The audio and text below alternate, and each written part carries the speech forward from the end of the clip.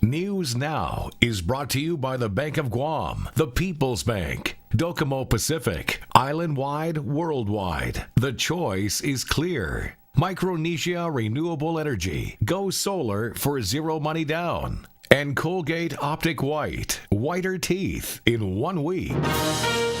From broadcast to broadband, news you can trust. From the Pacific News Center in Hagåtña, Guam, and broadcasting live in Saipan, here's Clint Rigel and Janella Carrera. PNC Sports with Blake Watson and Rebecca Kim with weather.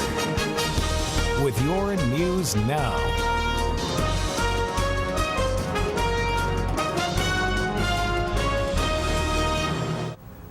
Good evening. It's Thursday, October the 2nd. You're watching PNC's News Now. I'm Clint Rigel. And I'm Janella Carrera. Hafaday and Terawami to all of our viewers in Guam and in Saipan. Thanks for tuning in. Your top story tonight, the mother of an infant taken to GMH already dead has been arrested for manslaughter and child abuse. 32-year-old Melanie Irene Margaret Villagomez Borja was picked up this afternoon after police say she neglected her 2-month-old baby, Josiah. It was at this home along Chalan Lumasu and Dedido that Melanie Borja was raising her 7 children, ages 2 months to 13 years old. Everything seemed to be going along fine. Then on September 24th, Borja's youngest child, 2-month-old Josiah Matthew Borja, was taken to the Guam Memorial Hospital by Guam Fire medics around 8 in the morning. Guam Police spokesman Officer Paul Tapau. When Josiah was brought into GMH, they noted that the victim was unconscious, unresponsive, breathless, and pulseless.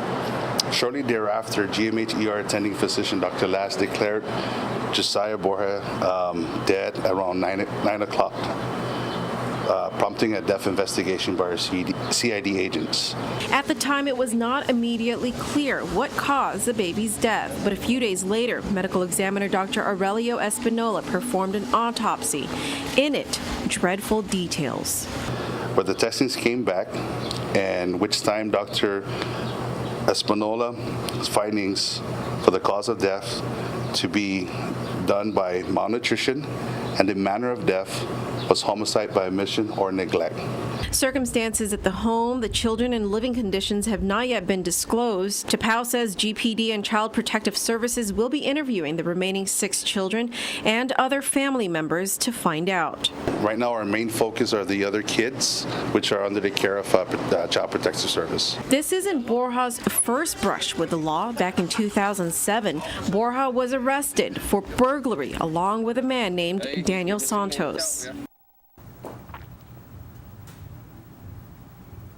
Officer Tapau says the case has been forwarded to the Attorney General's office. Borja was booked and confined on charges of manslaughter, family violence, child abuse, and assault. Borja's sister, Ruby Rose Borja, tells PNC that she and her family are doing everything they can to stay strong and keep their family together.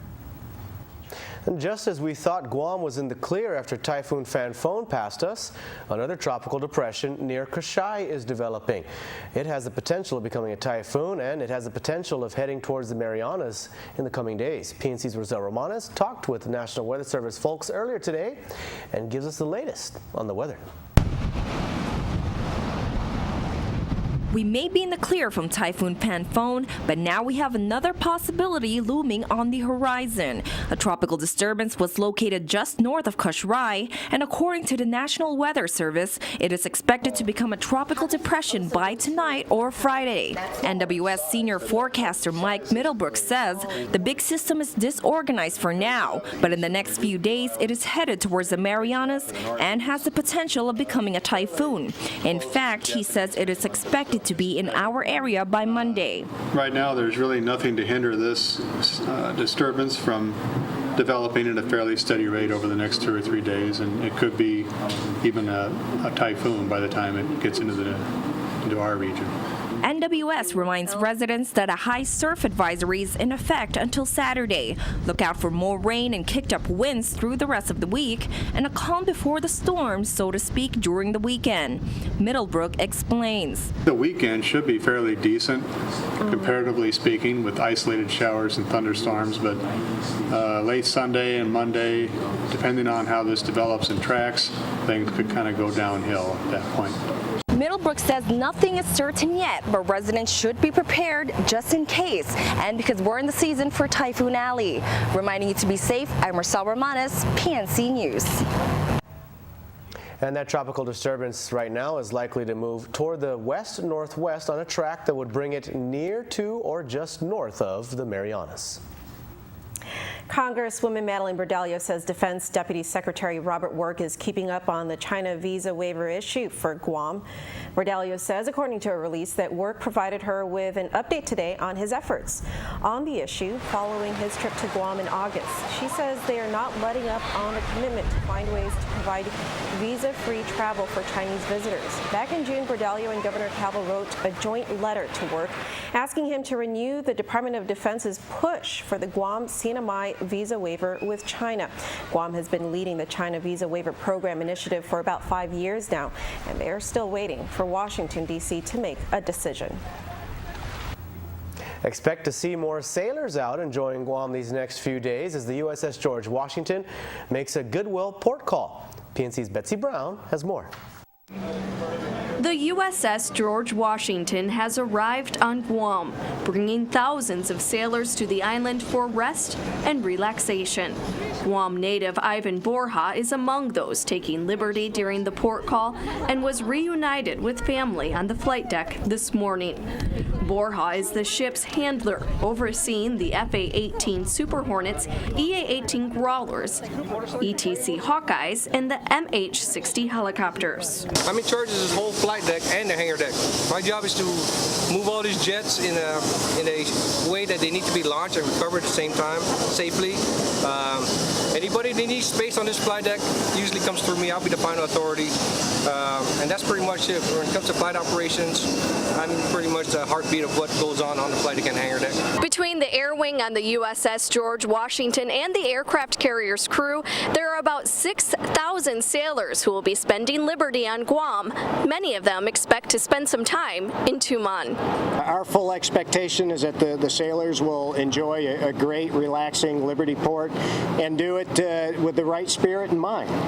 The sailors of George Washington, Carrier Air Wing 5, our embark staffs, the entire strike group have really generated a very positive, a very good reputation for themselves. Commanding Officer Captain Greg Fenton says the sailors' R&R is well deserved as they recently completed the U.S. Joint Exercise Valiant Shield and unit level training sustainment certification. Strike Group 5 Commander Rear Admiral Mark C. Montgomery adds that the presence of the Carrier Strike Group is important to the security of the Asia-Pacific region. I also think it sends a great message of assurance and to our partners and allies, and deterrence to any potential adversaries. That the United States Navy has a significant combat capability that we can aggregate to meet our treaty alliance requirements. The USS George Washington leaves Guam next Tuesday. Betsy Brown, PNC News. All right, well, don't go anywhere. When News Now continues, Vice Speaker Cruz asks EAD to look into no Guam insurance plans. And Power 98's Mama Shar stars in the Filipino channel.